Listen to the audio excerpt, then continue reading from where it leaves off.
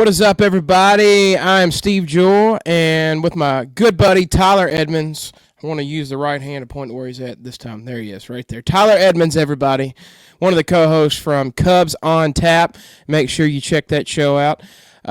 Tyler, we just ended Game 5 of the World Series, and we figured we'd jump on, record the next episode, kind of recap some of the World Series games so far because they have been freaking awesome, especially Game 3 when we get to that one in a minute. But thank you guys for tuning in. Thank you, everybody who's tuned in to the first episode. Super excited to be here with you on the Dugout Dispatch.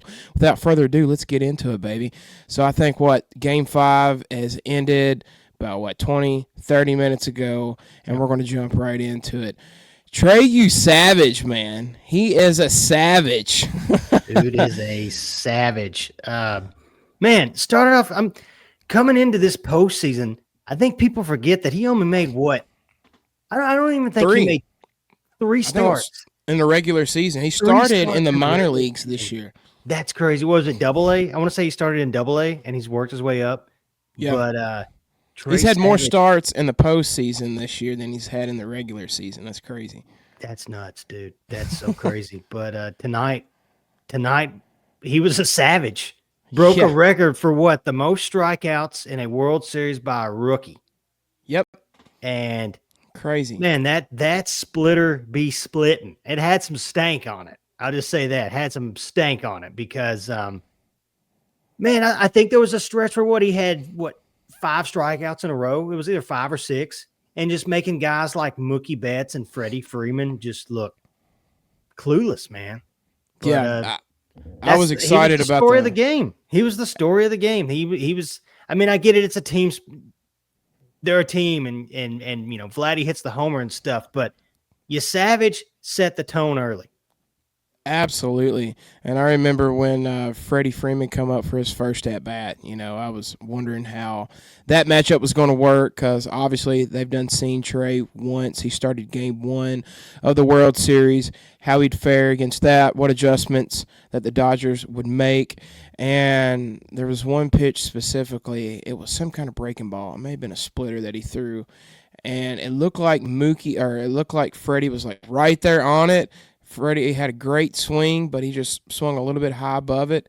And after that, I just kind of instantly thought, I was like, okay, this could be another game where he's just straight dealing. He feels more comfortable. He's already pitched in Game 1. He's already seen everybody. Maybe he has his nerves under control. And the stats he ended with tonight, I got them pulled up right here. 7 innings pitched, only 3 hits. 1 run allowed, 0 walks, and 12 Ks. Obviously the 12 Ks is very impressive, but that stat right before that, what you just said, 0 walks. 0 walks in LA.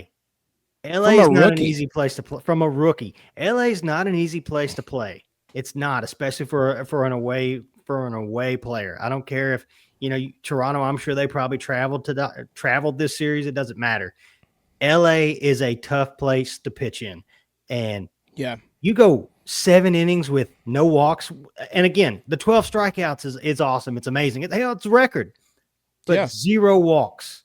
0 walks. And I mean, like you said, dude, that splitter, man, when you're throwing it, he has such a high release point and at almost 6'5", man. I mean, I'm sure from a hitter's perspective, it looks like he's right on top of you. And at his velocity, with his fastball already what it is, and then just to throw that splitter in that looks like a fastball, and then just at the last second drops right into the dirt. Like he showed tonight, the Dodgers hitters didn't have a chance. Yeah, it's something that, it gets talked about some, maybe not enough, but I noticed in Game 3 when Tyler Glasnow was pitching, some of the commentators was talking about how tall he is. Yeah. Or I think about Mizorowski with the Brewers, how tall he is. And when they do their wind-up and they're coming down, how much reach they have, off of the pitcher's mound and the velocity that gets back behind that. It's just it's just crazy. Oh But yes, yeah, it's like it's almost. I would almost call it perceived velocity. I mean, yeah, yeah, it may be coming out at just 98. I say just 98, like it's just 98. just But 98. when it looks like as a hitter, when it looks like their body is halfway to home plate because they're so long, it's the time you have just there is none. There's no you don't have any time to react. It's crazy. But You can't blink. no, man, it's crazy. But yes, you Savage was just I think he's going to be a guy after this postseason going into next season. Everybody's going to have and you can say as far as pitching, pit innings limits and all that kind of stuff, whatever, but some people are built different and Yeah, Savage so far has shown that. And whether they win or lose this World Series, come next season, he is going to be one of those guys that's going to be penciled in under players to watch in 2026. 100%, And 100%.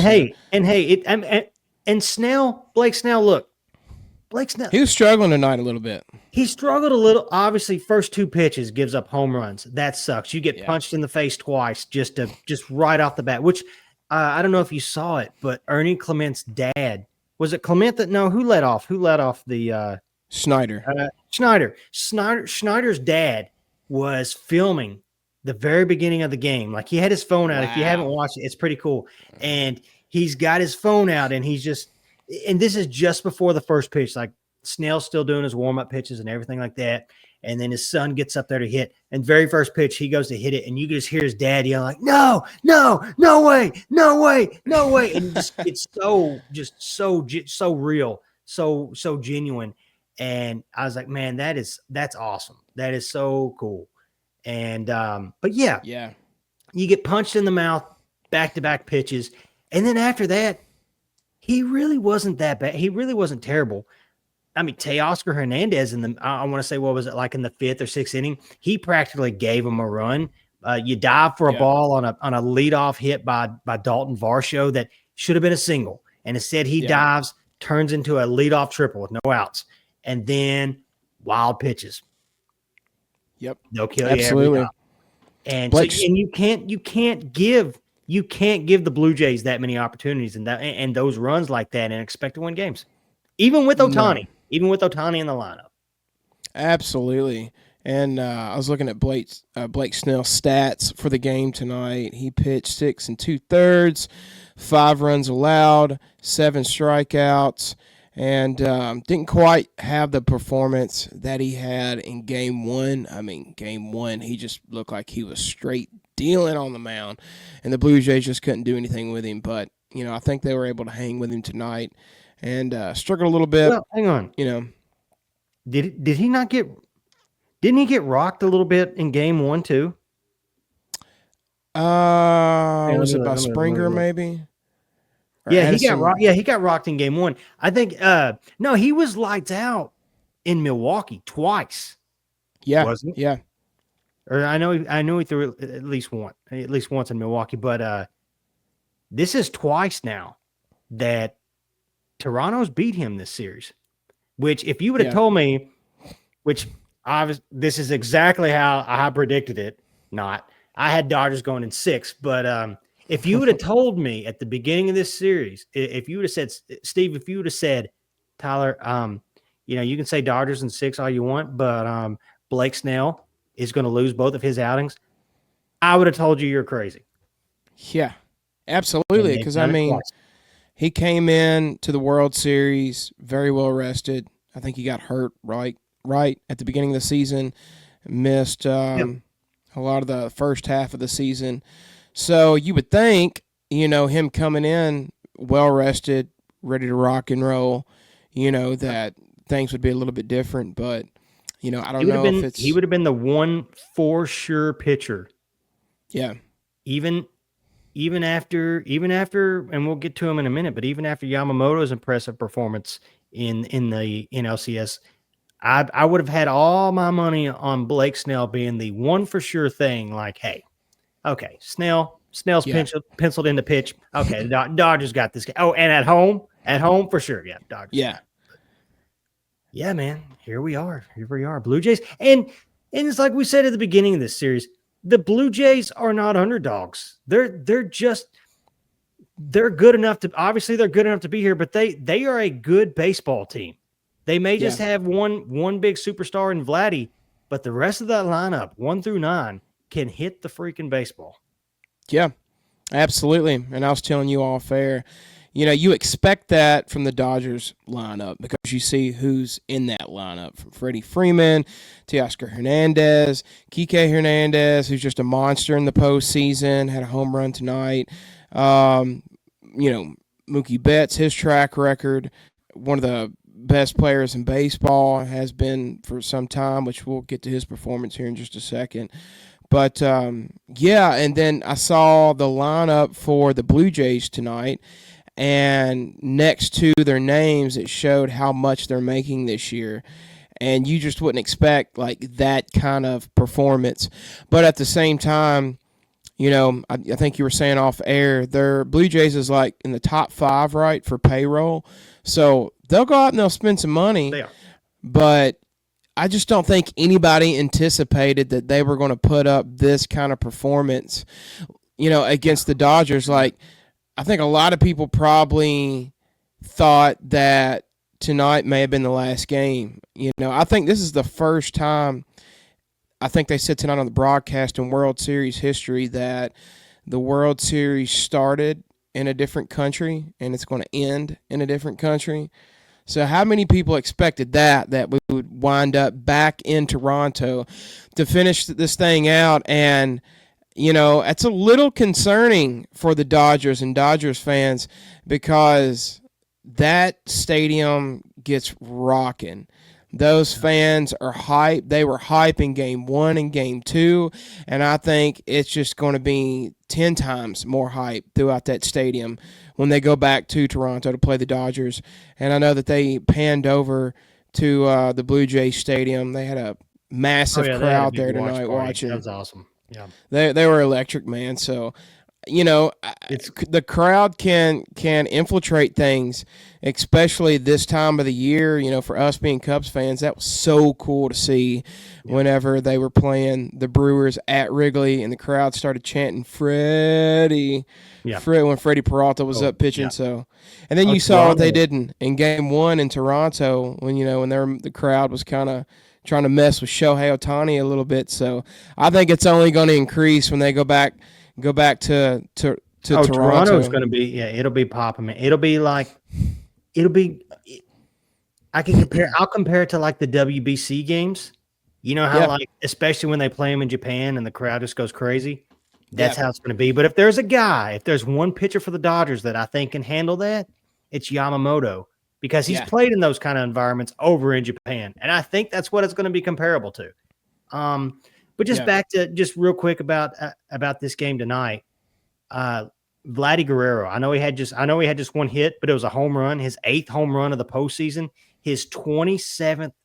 He is now the number 2, second most hits in a single playoff with 20, I believe, 27, just under Randy Arozarena, who had 29 in 2020. But his 8th home run, tied with Shohei this postseason for home runs, because I think Shohei hit his 8th. What was that, the night before last? Or was it last night? No, it was the night before last. But it's very impressive. And a guy that one of those guys you're talking about in that Toronto lineup, freaking Ernie Clement, 25 hits. His 25th hit this postseason tonight. That's crazy, dude. That's crazy. But he's right behind Vladdy, right, for 27. I think Vladdy has 27, right? Vladdy just got his 27th, which, like I said, it's the second most ever in an MLB postseason. But yeah, man, that's just impressive. But yeah, dude, game six, Yamamoto and Gosman, man, it's gonna be a good one. It's gonna be a good one, dude. I can't wait. And I want 7 games though. Give me a game 7. Exactly. I mean, if your team is not in the World Series and you're a baseball junkie like us, first of all, you're at the right place. Thanks for tuning in to Dugout Dispatch. But yeah, we want to go full 7 games. That just means more baseball. Might as well. Might as well, right? And we'll kind of end the game 5 stuff a little bit with this. Man, what is going on with Mookie Betts? Dude, He is 4 for 21 at bats right now. that's I crazy. mean, you didn't think, I didn't think, I know you probably didn't think that we would see this in the World Series from Mookie. I think it was maybe a game or two ago they panned over to him batting in the batting cage when there was a couple batters before him up batting. Him just trying to get dialed in. Um, I don't know what's going on with him. There was a couple of times during the game tonight when they would pan over to him, you could tell like he just had a different look on his face. Like he was just a little bit frustrated, trying to figure out what's going on. I saw where Big Poppy was trying to give him some words of encouragement on the pregame show leading in to tonight's game. But I mean, it's been such a long season. We'll get to game 3 here in just a second, but after just playing all the games they played this year and then basically played 2 games for Oh yeah. game 3, 6.5 hours roughly of baseball, I'm sure some fatigue has got to set in, the mental stuff that kind of goes on. But, watching Mookie this World Series, like, what's your kind of take on Mookie and what he's got going on right Dude, now? I'm surprised. I'm just as surprised as you are because yeah, Yeah. he started off the first like his first half. I want to say he missed like almost the first month of the season due to illness. I believe he lost like 20 or almost Yeah. it may have been 30 pounds. He lost a crap load of weight and He finally only played recovered one from that. game in the Japan series, Yeah. right? No, I don't even think he played a game in the Japan series. You may be I right. don't even think maybe he did play one. Either way, uh, came back the second half. Finally had his last month. He finally picked things up. I think he finished with almost 20 home runs and Yeah. playing good shortstop and everything like that. But yeah, this postseason, man, he has been just irrelevant. I mean, yeah, his game at short has been great, but as far as offensively, you expect him to be a threat in the lineup, and so far he hasn't been.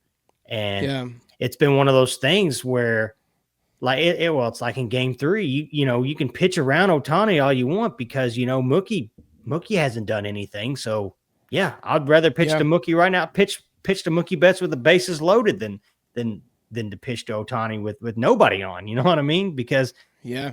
you kind of know what you're going to get right now with Mookie. But man, I don't know if it's fatigue. I don't know what it is. Maybe he's pressing too much. Maybe he's cursed. There was a joke going around because he said he was joking with Derek Jeter on one of the pregame shows or whatever. Like he's chasing Jeter. He's chasing Jeter for them rings. But Yeah. yeah, maybe the baseball gods are kind of bringing them back down to earth. I don't know. Nah, I'm just kidding. Yeah. Who He's knows? definitely in some kind of funk. Um, yeah, he just, I don't know. He's looked, well, I'm not going to say he's looked lost at the plate because he's made good contact on some balls this World Series, but he just had a lot of flyouts. And it's like his slugging is down Yep. this year. I don't know. I don't know what the deal is. I don't know if he's in his head about some things, but he's one of the best players in baseball right now. Obviously, I think he'll pull out of it. It could just be some fatigue. I mean, shoot, it's a long season. It's 162 games plus for those guys. So we'll see what happens. When they get back to Toronto. But getting into Game 4, we had Shane Bieber on the start for the Blue Jays, and then we had Shohei Ohtani, who literally just got on base 9 times the previous night before that in Game 3. But I think it's safe to say that Shane Bieber was the better pitcher of this game. Oh, for sure. He just looked dialed in. He didn't look like anything was phasing him. Ohtani pitched well. I think his velo was down just a tad. He usually hits 98 a lot on his fastballs, and I noticed he was kind of maybe sitting between 94 and 96. I mean, he did hit 98 a few times, but I mean, he did well, but obviously Shane did better because the Blue Jays got the win. That game ended up ending 6-2. Blue Jays won Game 4, but Yeah, after that game three, I'm kind of wondering a little bit like after this World Series is over, how many reports are we going to start to see come out about this guy's got to go undergo some kind of surgery or this guy's Oh, got to get this looked at? How many guys are like playing through some stuff right now? I guess we'll find out. But, and I'd say a few guys are, but dude, yeah, it's the World Series, man. It's the World Series. you You laid all on the saddle up. line. You saddle up. You take a couple ibuprofen, and you get on. Go out there, man. That's But it. I will say, Shane Bieber, this postseason, especially this World Series, and last night was a prime example. Dude has earned himself probably a pretty good contract this offseason. And Yes. I would say a lot of teams are probably going to be picking up the phone to make him an offer because he's been pretty good. Actually, he's been really good. And like you said, Yeah. Otani wasn't terrible, but Shane Bieber was just a little better. And what was it? Was it the first AB? Was it the first at bat against Vladdy was the homer, or was it his second? I want to say maybe it was his second one. But that Second, was I a believe. Yeah. billion. Would you call that $1 billion at bat right there? A $1.2 billion at bat, I think, is the 1.2 meme that I billion. saw. That's Yeah, you got crazy. 500 million in Vladdy and 700 million in Otani. That's nuts. that's just that's insane. And Shane Bieber, I'm looking right now at his stats. His ERA the last 7 days, he's sitting at 3.6. He pitched. Where is it at? 5.1 innings yesterday. Four And he's hits. another guy. We talk about you Savage. Bieber's another guy that people forget. He's only pitched in like 10 games this season. Yeah, yeah, that's He was a crazy. guy that was hurt, that was coming off the IL. And I think Cleveland, I want to say Cleveland traded him. I don't even know. Did he may have made one start with Cleveland. Maybe. I Yeah, may be completely wrong on that, but I'm pretty sure he only made maybe one start with Cleveland. Cleveland trades him to Toronto, and it's worked out so far. yeah, absolutely. You just never know. Just like the Cubs getting Matthew Boyd. That was a great pickup. And Yeah. so some guys you just you never know. Sometimes you can't fully look at maybe the previous season. Yeah. It's Sorry, baseball. It changes. not to interrupt you real quick, but Yeah, yeah. he didn't pitch a single game with Cleveland. Not one single Wow. game. Toronto took a chance, traded for him at the deadline, and he's 7 games with Toronto, and that's it. Ain't that crazy? That's crazy. That's That crazy. is crazy. But And I wondered going into Game 4, who would be available to pitch in oh, the dude, bullpen because they went through so many people in Game 3. Um, but yeah, and now we're going back to Toronto, so we're going to see like who's going to be taxed and who's not because like going into this World Series, um, the Dodgers bullpen was looking pretty good. They've not really used a lot of guys other than Roki Sasaki, Tronin, I think a little bit, and maybe like one other person. well, But yeah, when you got Blake Snell going 8 innings, you got Yamamoto going 9 innings. yeah, Yeah, you don't need your bull. I think now it's got to a point where they got overused, and I guess we're going into it right now as far as Game 3, but they got overused. They've been overworked at least in Game 3, and they've been exposed. They've been yeah, exposed. You get past and Rogi Sasaki's been good, yeah, but he can get a little shaky at times, and it's shown. Blake Trinan, you don't know what you're getting with him. He's been there and done that before last year in the World Series, but this year he's not the same guy. He's got hit around a little bit, yeah, and after that, it's kind of just a handful of who can give me a good outing right now. And I know they've used who was it, Savage or the lefty? I can't think of his name, but he's got hit around. He's got hit around a little bit, and you got to see Kershaw the other night, but it was just a third of an inning. But yeah, their bullpen has been a little overworked, and yeah, a little exposed. Yeah, absolutely. And I figured even the game tonight, Game 5, we would see quite a few hits once the bullpen took over for both sides, just because you know Best of that. it's been a long World Series so far, especially for the Dodgers, and like you said, them being exposed. But now getting to Game 3, so this one ended 5-6. L.A. Dodgers won that one. Freddie Freeman with a walk-off homer in the 18th inning. Now, what was crazy is I watched the first 9 innings, and as soon as I knew that it was going to extra innings, I remember thinking to myself, like, how cool would it be if it just went to like 16 innings? And what Yeah. was crazy is I remember, I think we both made it till like what? I made it to the 12th inning. Is that about how far you made it? I made it till it was about the 11th or 12th. I was fine. I finally got to the point I was watching it on. I've been watching a lot of the games on playback, and Yeah, or on playback or playback. But anyways, I finally got to the point I was laying in bed and I just had my phone watching, just sitting there watching the screen, and I finally got to the point where I'm like, dude, it's the 11th inning. I think it was the 11th inning. I was like, it's almost midnight. I got to get up early and go to work tomorrow. yeah, Now, if this was, if this was my team in the World Series, yes, I would ride that ship out till yeah, however long it went, and just suck it up the next morning at work. But right. man, Like we did, in the Japan series, because I think yeah, you're that's true. crazy like Yeah, me. We were both got up getting up at early, got what up like at 4 in the 4:30. morning. Yeah, That's but one of the most coolest experiences, by the way, I've ever had watching a team. But go ahead. yeah, but oh yeah, for sure. Uh, but yeah, I mean, that's twice now that the Dodgers have gone 18 innings, but Yeah, I don't know.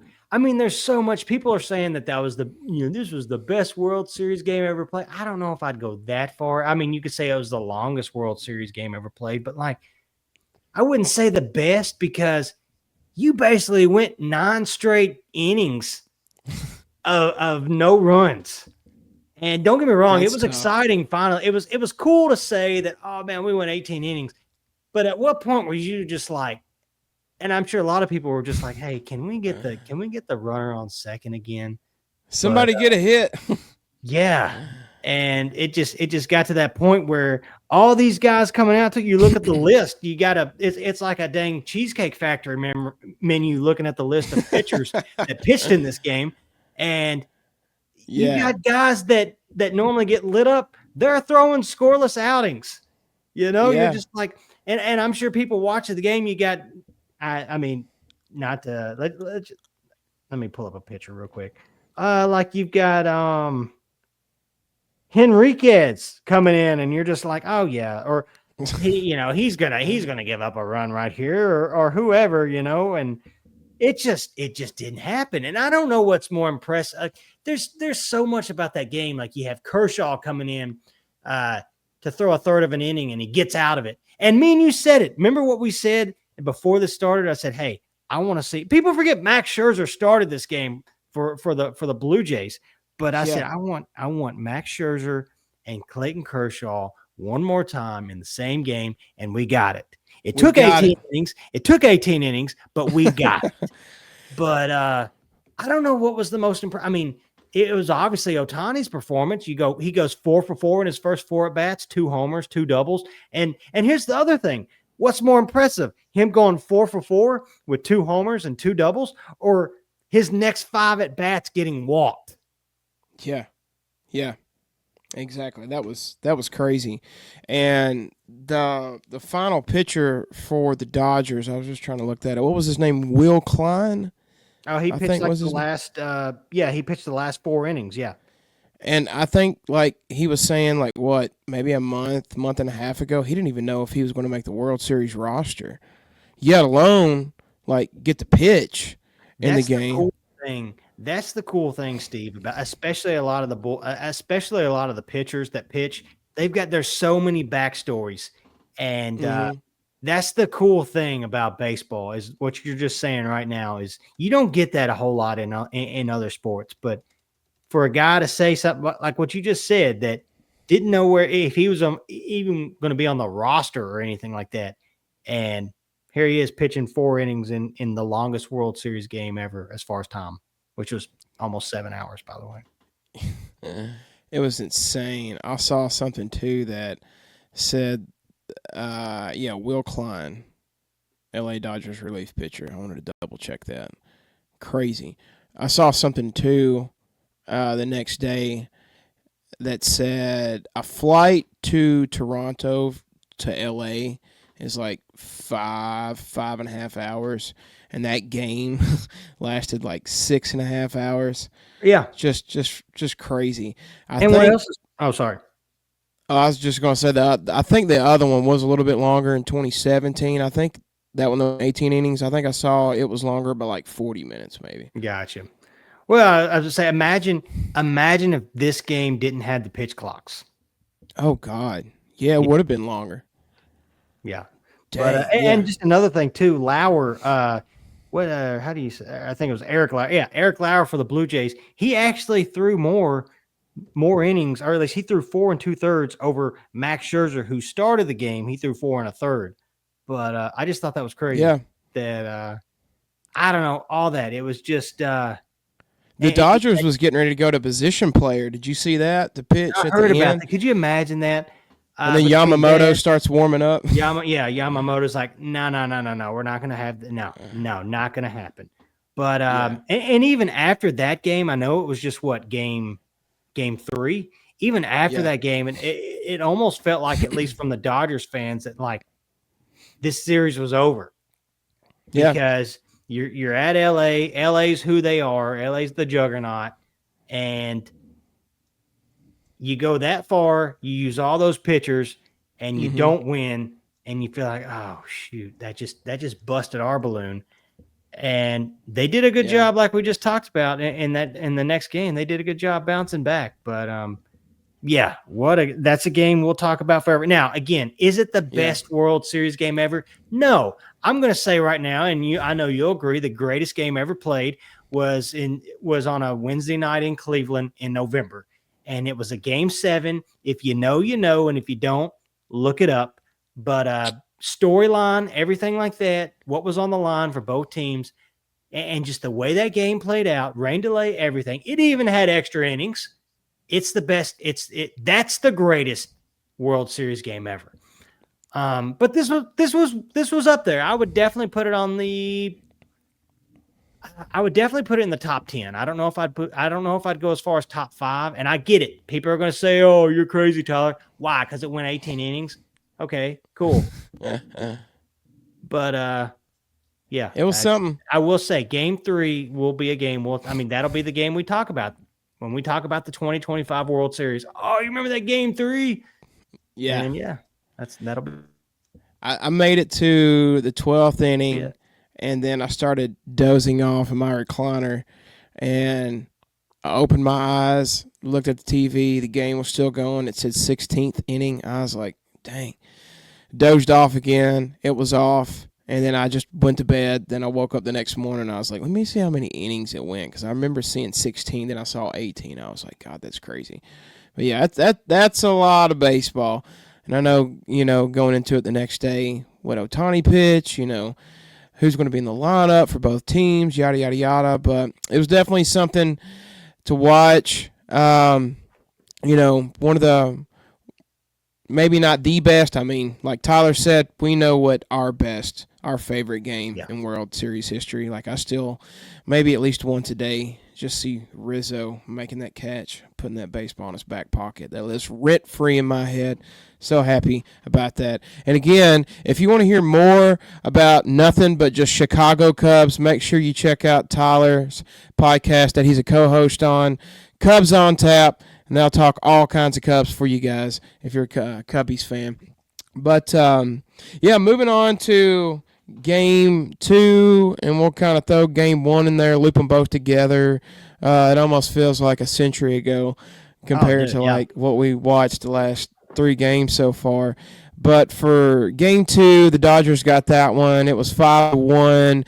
Kevin Gausman got the start. He pitched pretty well. Yoshinobu Yamamoto pitched and was just up there straight dealing. He's the highest paid pitcher in baseball for a reason. You Oh, for know, sure. he did very well. Max Muncy had 2 homers that game. Will Smith homers. So Kevin Gausman gave up, couple runs there, and then we get to game one. I remember a lot of anticipation and a lot of hype going into game one because of Trey Savage. Them picking a rookie to start game one, and he did not disappoint. He didn't let the moment get too big for him. And Blake Snell was the starting pitcher for the Dodgers. Blake Snell pitched great as well. That game ended 11-4. Blue Jays won that one, and the crowd was rocking. For that first game. This is the first time that the Blue Jays has been in the World Series since I think 1993. Yep. And years ago, like early 90s, late 80s, I think you had to go through the Blue Jays if you wanted to win the AL. They were the team to beat in the American League in baseball at that time before the Yankees. Or at least during that kind of couple year stretch of like late 80s, early 90s. So, they were the fans were rocking. They were definitely ready for this game. Of course, I can't remember what the offer was. I'm sure it's out there somewhere that the Blue Jays were trying to make for Shohei Ohtani, and that was a lot of hype going into game one, about the Toronto Blue Jays fans, not cutting him any slack, letting him know about it. And Ohtani, I think, had 1 homer in that game, so he did fairly well, but Blue Jays were just rocking, man, and they were dominating. And what was so crazy about game one, history was made that night, and this is insane to me. I didn't know this is the first time this has ever happened, but Addison Barger comes in. I believe it was the 6th, maybe 7th inning, and bases are loaded. He comes in as a pitch hitter, hits a grand slam. That's the first time in World Series history a pinch hitter comes in and hit a grand slam. I mean, this young man just had his 3rd child recently, they were saying on the broadcast during this game, and flew home, I think, in Florida for like a couple days, came back. So I'm wondering, watching him play, I put what do you still call it a tweet, even though it's X now? I'm going to call it a tweet. We'll call it a tweet. We'll call it a tweet. I put a tweet out, I think it was maybe yesterday's game, about how Addison Barger is just scrappy, man. I like it. He'll get a solid infield hit, and it'll be somewhere where maybe the third baseman or the shortstop can't get to it in time to make a play at first, and he gets on base. He will lay a bat down. It may not be the prettiest bat. He may not always go yard, but he will get an at-bat in and get on base. And I think that's so important. He's been so important in the Blue Jays lineup this postseason, especially the World Series. Delivered again tonight. I think he was 3 for 4 maybe tonight. I'll have to double check that. But, first grand slam by a pinch hitter, Mr. Addison Barger. Have yourself a couple of nights, a couple of games. So we're recording. He was 2 for 3 tonight. 2 for 3 tonight. Gotcha. Okay. 2 for 3 tonight. He's been getting some solid at-bats almost every game of the World Series. But as we're recording this, post Game 5, October 29th, when the next episode comes out, the World Series will be officially over. So we'll be recapping the last game or two of the World Series. So make sure you guys tune in for that. We're going to try to drop a new episode every Tuesday. So be on the lookout on Tuesdays for a new episode and us recapping the final games of the World Series. And to finish things off for this episode, got a little bit of off-season stuff going on, people getting hired, who's going to go where and free agency, trade rumors and stuff like that. So today I saw on X, Talking Baseball posted that the Twins hired Derek Shelton as their new manager. Shelton managed the Pirates from 2020 until this year. when he gets let go on May 8th. Now, was he the first one that got fired this year, I believe? And then I think it was the Rockies manager maybe that got fired next, or the Orioles manager that got fired next. But I think Derek Shelton maybe was the first manager that got fired during the regular season this year.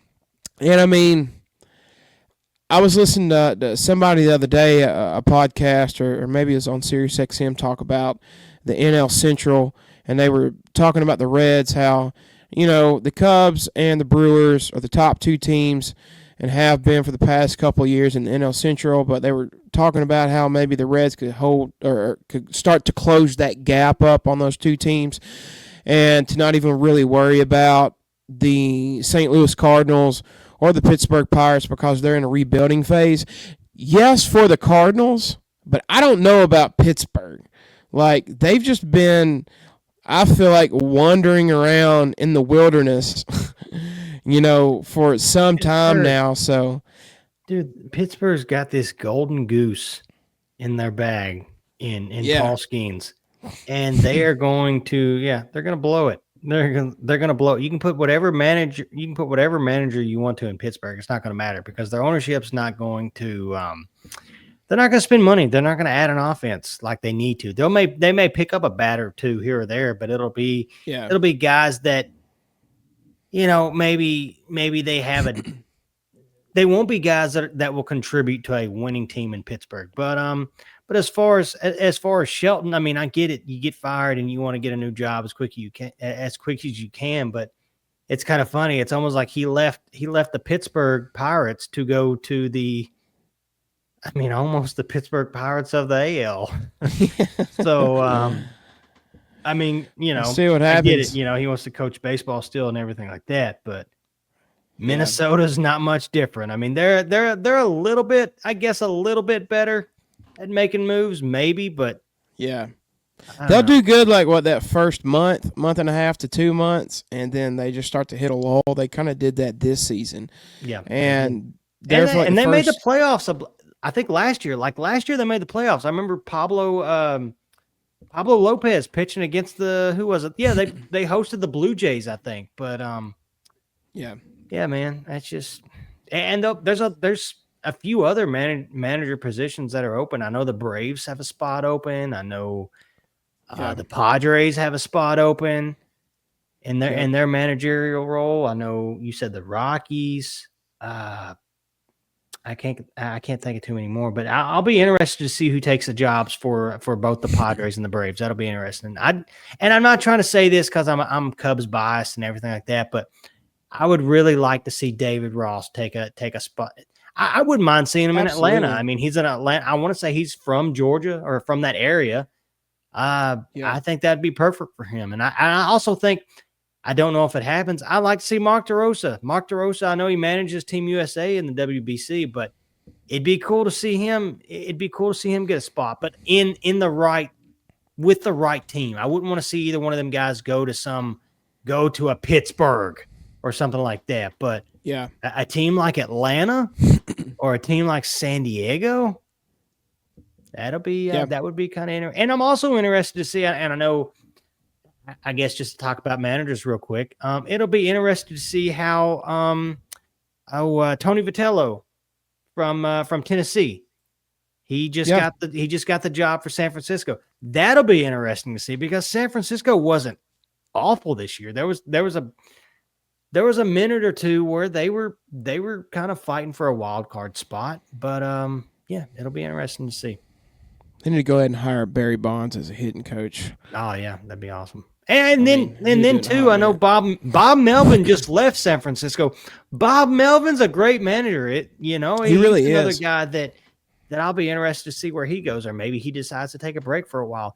And I mean, I see Joe Madden on a lot of stuff right now. He's out there, and I don't know if he wants to coach again or not, but he's another guy that I'd like to see manage somewhere. That would be interesting to see. Maybe I know the Angels just hired Kurt Suzuki. That's right. So that'll be interesting to see with him. It'll also be, I mean, heck, now that you say it, it'll be interesting to see if Pujols gets a spot somewhere, and I just and see if that works with anybody. I don't know Yeah, I don't know. Like I know there was rumors about him possibly getting the job in San Diego, but with some of those personalities in that clubhouse, that would be interesting to see with a guy like Pujols. So Yeah, I don't know. This offseason will be interesting just to see who goes where as far as the manager spots.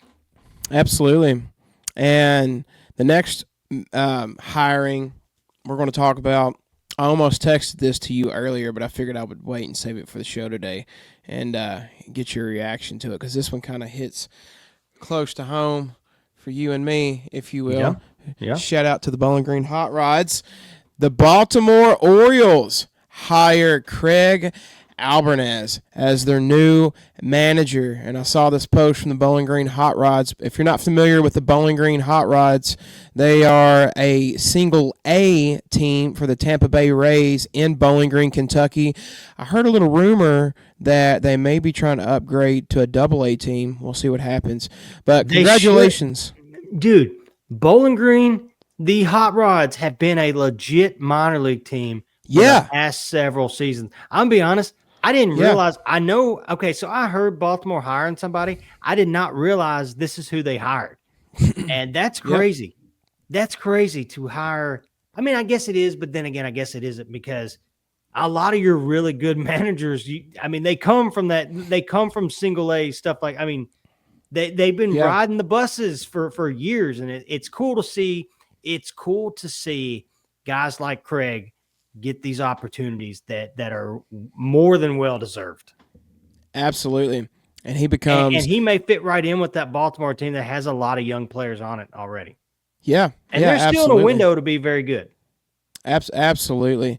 And, I wouldn't judge this 2025 season too hard because you had not Jordan Westberg. What's the other young kid? This was sophomore year. And I knew it was going to be an adjustment because people were going to catch Jackson up to him. Holiday. Jackson Holiday.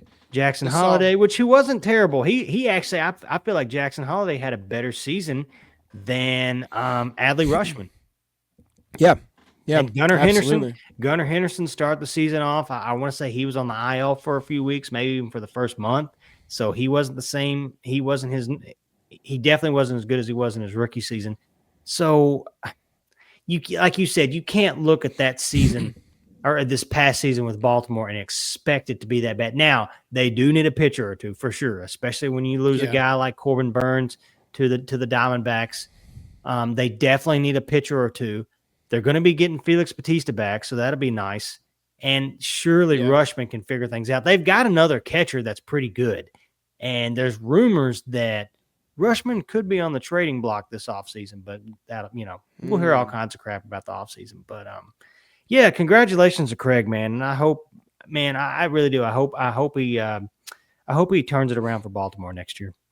Absolutely. He becomes the second manager in Hot Rod's history to reach the MLB. Now, there's been some studs come through the Bowling Green Hot Rods Yeah. during their tenure there. We saw one of them tonight, starting pitcher Oh, for the yeah. LA Blake Snell. Dodgers, Blake Yeah. Snell. Blake Snell. Blake Snell played there.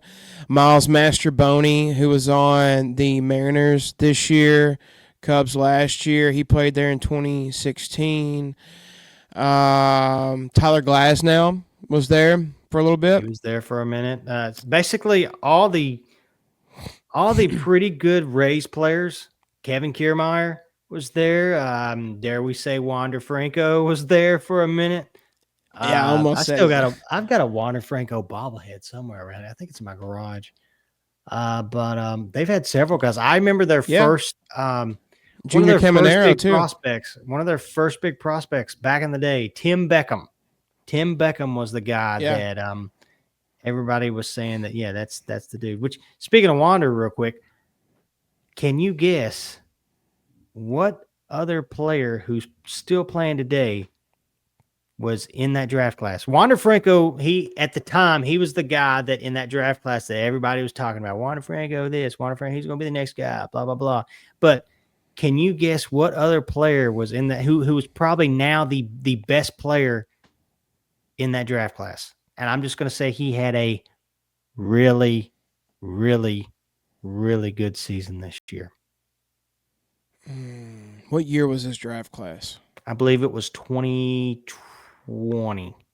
Maybe it was a little bit sooner. Hang 2020. on. Let me double check that. But same draft class. That's a great question. That's a great question.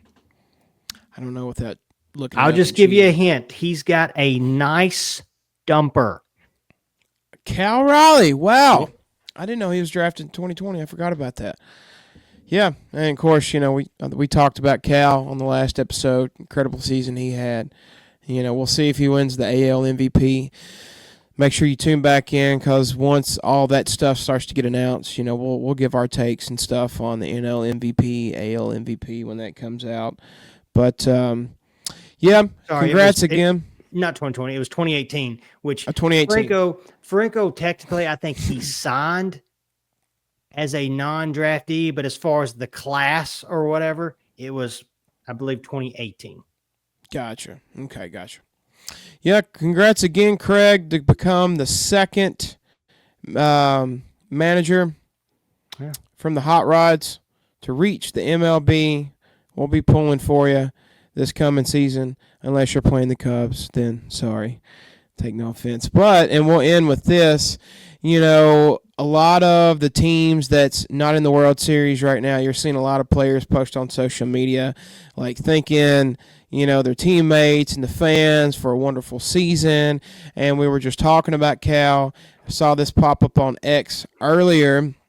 Him wanting to, he's thanking his family, his coaches, teammates for the season that he had. But if you notice who comments at the bottom, Josh Naylor. My neck still hurts, but it was worth it all. See you around, my friend. We'll always be rooting for you. Godspeed.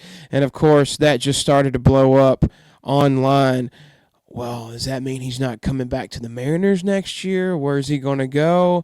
I mean, that was a great pickup and acquisition by the Mariners. He was looking good with the Diamondbacks prior to that earlier in the season. I think the Mariners will keep him because the past, 2 seasons, maybe 3, they've had starting pitching and, a pretty solid bullpen. They were just lacking at-bats. Yeah. And, they got the deal figured out with Cal early in the season. I bet they're glad that they did that. They made some acquisitions at the trade deadline for Eugenio Suarez and, of course, Naylor. So, we'll see if Suarez, he's high on the list. He's in the top 10 list of free agents, big bats that's going to be out there. But I don't know. Do you think they're going to let it, Naylor or Suarez go? I think if there's one guy they bring back, it's Josh Naylor, just because you look at Suarez and the age, and I get it. He almost hit 50 home runs this year, but yeah. I think if there's one guy they bring back, it's Naylor. And that comment there, like, I want to say that was one of those things, and you've seen it with a lot of players. I feel like yesterday, it felt like it was either yesterday or the day before yesterday. It felt like everybody on the Cubs was doing their annual thank you fans for the year and yada, yada, yada. And I think a lot of that was just, hey, if I don't come back, if I don't sign back with you guys, I just thank you type thing.